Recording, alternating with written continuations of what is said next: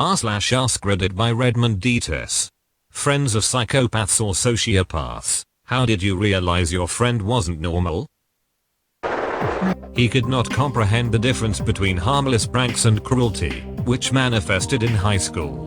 Got so far that he broke into a friend's home, stole her TV, then got angry that her family called the police over a prank. Trying to talk to him about the difference between pranks and crime was met by a blank stare, almost confusion, followed by vicious mocking. I didn't see him much after that, then completely cut ties with him after he started casually talking about raping women. Yeah, we had a dude like that in high school. He is now a photographer in LA, and I'm 100% sure it's only so he can have access to women's bodies. Edit. I am now 110% sure, unfortunately. We were in high school. I finally called her out for manipulating and bullying people into being her friend, including me, after she had told the whole school I was pregnant. I wasn't, and as this was a small, very religious school, it took a good amount of effort to dissolve those rumors. In retaliation, she accused my mother of slapping her when she came to our house to apologize. For many reasons, this was absolutely false. My parents and I decided I would move schools the next semester to remove us from her. My first day of school, she came running up to me grinning, going on an excited tangent about how she had told her mother she wanted to switch schools too so she could be with me. It took me another 2 years and intervention from the school after my mother and I built up a good amount of evidence for her to finally be told if she didn't leave me alone she would have consequences. We were going to go to the police accusing her for stalking and harassment. That threat was enough to finally get her mother to agree to have her leave me alone. Prior to that, she was insistent that we were best friends and her daughter never did anything wrong. Edited for spelling. She let me read a written complaint from someone who claimed to have been bullied by her. It was very detailed, too detailed to be made up, but she denied all of it and played innocent. She showed it to me to gain my support against the accusations. A few months later, she started bullying me with the exact same methods described in the complaint. He was very open with it. That guy was genuinely helpful. What he seemed to fear the most was to regress into a helpless person who couldn't fit into society, like the psychopaths that go in and out of jail. So, he made it a habit or a challenge to help at least one person with something every day with no strings attached, friends or strangers, as practice, to hold himself accountable. It was a bit weird, and he was kinda weird too. But he was open about it in advance so that he'd have a harder time screwing us over if ever he had a relapse in willpower. It was definitely a bit of an ego thing, I think.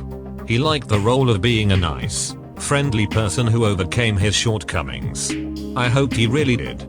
I know his motivation was a bit unusual, but I've never met someone as helpful as that guy. He wasn't afraid of anything. He'd do dangerous stuff like remove wasp nests from his neighbor's porch as casually as he'd help an old lady carry her groceries to her car. Cool dude, with some crazy stories. Honestly, being a psychopath and doing genuine good things because of your ego or because you want to fight against your nature is much better than not being a psychopath but being a total piece of crap. There were lots of red flags. He was definitely closeted B, which is fine. But his behavior wasn't. The main red flag is that he had a slew of ruined relationships in his wake. He was a college theater professor and had a pattern of behavior in which he would identify young men in the department who were emotionally vulnerable, often who'd had recent girl trouble and or had no current male role model or father figure. Many of them had issues with their dads or their dads were deceased. He would then start spending time with them and love bombing them until they thought they were his best friend. He fed on adoration. I don't even think he exploited all these guys for sex, though he probably did some. He just got off on people adoring him. When they started showing interest in other people, he'd go hard on the discard. There was a pattern of subtly putting these guys down and then building them up so they were conditioned to please him. If he got bored, he threw them aside. He once told me he viewed all his interactions with people through a caricature he created of them. For example, a black friend of ours was the loud black woman, another friend who'd lost his dad recently and suffering severe depression was Eeyore. He was incapable of self-reflection. If he knew he'd upset you, he'd apologize, but it was always empty. He could not reflect on his actions and actually accept accountability for wrongdoing. He was a budding alcoholic and would attend lectures and rehearsals drunk, then laugh about it later like it was some kind of inside joke. He was a liar. The man was pushing 40, trying to convince these college-aged men he was in his late 20s so they'd hang out with him. He didn't care about your boundaries. At his house he'd regularly expose himself as a joke and acted confused when I didn't find it funny. As one of these guys he love-bombed and emotionally manipulated, I eventually wised up and realized that my relationship with him was not healthy, and that it was not acceptable for him to have the emotional relationships he was having with his freaking 19-20-year-old students. I cut ties and he went from love-bombing to resentment so fast. Later on, my wife and I were visiting some friends who were also friends with him. They'd known him longer than we ever did, and let him stay in their guest room for months when he lost his living arrangements during COVID. They eventually kicked him out and cut ties too. Then they told us they had recently run into a former high school classmate of his who said, "I'm so glad you got away from him. There is something wrong with him. He's dangerous."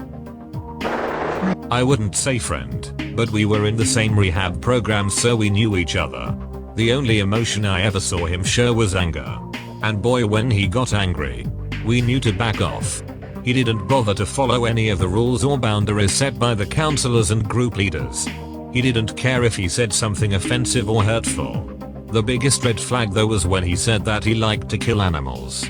We were talking about coping skills or something, and he says that he likes killing animals when he gets mad. We kinda laughed at first, but then we realized he was serious. He then talked about all the animals he's killed and tells us that rabbits are his favorite. That he liked to watch them struggle. I guess he liked feeling powerful and in control. It's sad though because I know he experienced some incredibly traumatic stuff as a kid, but I still was freaked out around him. Last I heard, his parents sent him to a psychiatric residential facility. He was under 18, but I'm not sure why. I had a friend who always seemed a little off and low empathy, but I ignored a lot of the signs. She was a destructive party girl with a weirdly hostile relationship with her mom, as in she was regularly hostile to her, and I noticed she could be a bit of a bully and thought of people as below her.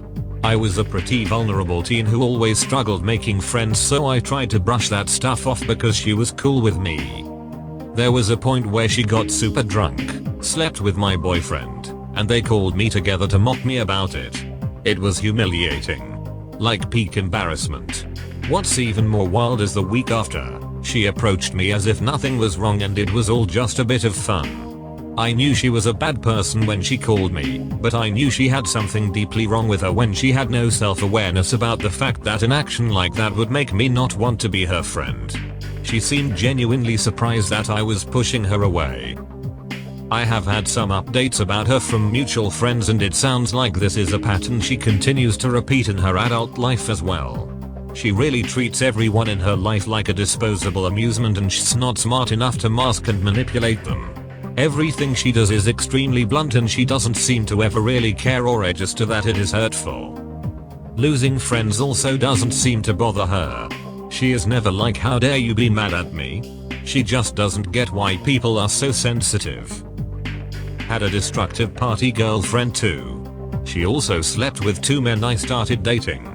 Twice because I was dumb enough to forgive her the first time. The second time it happened, she jokingly said she was seeing me as competition and wanted to show me who was the boss.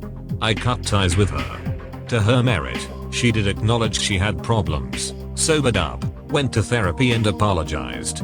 Honestly happy for her, but I'll never let her into my life ever again because she broke my trust forever.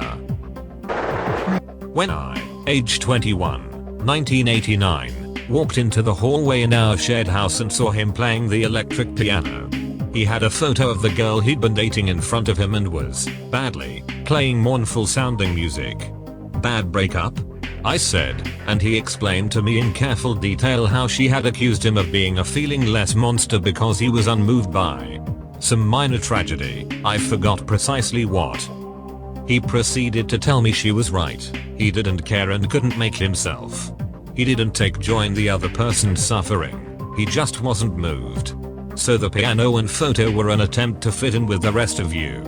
See, if I'm doing this, I'm acting like a person with feelings, and people will like me better. I did the 1989 version of Weird Flex, but okay, and he evidently decided that meant I was cool with his lack of feelings, and he'd come to me every week or so with some situation coming up in his life and ask me how I thought a person with feelings would react. He eventually got pretty good at this. He called it putting on the human mask. People he met after this generally accepted him as a functioning human. We've been friends ever since. He's very successful as a financial manager of some kind, because emotion doesn't enter into his decisions. He's married, has a couple of cute kids, who he sees as mostly gibbering animals, but sometimes they think his wife seems happy, but he rescued her from some really toxic situation, so she might figure she's better off. And to the best of my knowledge, she has no idea his humanity is a mask. He still talks to me every time her birthday or their anniversary or Christmas comes near, and runs gift suggestions by me. He's totally intelligent enough to see that the stock cliche gifts are the wrong choice, but doesn't have the perspective to be able to put himself in his wife's shoes and see what she'd want. I'm pretty good at it, judging from the reactions she has to his gifts. Edit in response to many comments. He's not autistic, or at least not meaningfully so. He's what we would have called a psychopath before all the DSM-V changes came out. He's had multiple therapists agree with this. Flat affect, no remorse. He was raised in a stable and loving home. He followed his parents' advice about what the rules for life were, even though he never understood why people were supposed to behave that way other than to avoid consequences. He loves being in business because you can be as predatory as you like without consequences, so long as you stay legal. His primary motivation is to have status and wealth, which he's got plenty of both. Collecting tokens makes him a winner. Having a seemingly loving relationship with his wife and kids gains him status. If he treated them badly, others would talk. He says that were he born in caveman times, he'd be the guy who stayed up alone at night and guarded the camp while everyone else slept. She actually said I might be a sociopath after sharing a few stories on how she screwed some people over in the past and had no remorse for it years later. It's like she threw a literal red flag in my face. I took that as a sign that I would probably be next if I gave her the opportunity. I can't prove they were, but I'm pretty convinced an old friend was. Haven't spoken in ages, thankfully. For starters, he had a complete inability to feel any remorse for his actions. He could coldly drop people from his life for the smallest infractions, be emotionally abusive to the girls he dated, say or do damn near anything without thinking anything of it. And while I don't think I ever remember him sharing any personal details, I do remember how his eyes used to light up if people started getting personal about their lives or insecurities or anything. Like he was recording and filing that info away for later in case he needed to use it. He is a Christian therapist now. Grew up with him. Dated briefly many years ago. 2020, 6 months after his wife ran away and divorced him, he messaged me saying he was sorry for hurting me all those years ago. Then he sent me videos of him screwing his pregnant ex-wife saying I wish this was us. Told me to take my son and leave my husband to be with him. Sent me this train of snaps how he wanted to piss down my throat, have a bunch of his babies so he could suck my nursing tits, while he got to screw and flirt with other women. Again, Christian therapist. He is blocked. I'm all good. Edit to add trigger warning. Watched him stomp a mouse to death after catching it on a glue trap. Watched him toss his roommate's cat off the 3rd floor balcony by the scruff of its neck. Watched him obsessively shoplift items that he had absolutely no use for. But the worst was when he broke into a neighboring apartment to burglarize it the day after a man had gone crazy and killed his family inside. It was still an active crime scene. It was a triple whammy. After having known her for about 4 years, she cut me out of a group of friends, with zero effort to work things out. We had had a little bit of friction, so I figured it was unreasonably harsh but not sociopath level. Later, she sincerely suggested I lie to people, pretend to be committed to their projects, so that they will give me things. This turned me off so much that I stopped associating with her. I began to hear stories of how she treats other people. I realized that she made a habit out of befriending people in order to use them.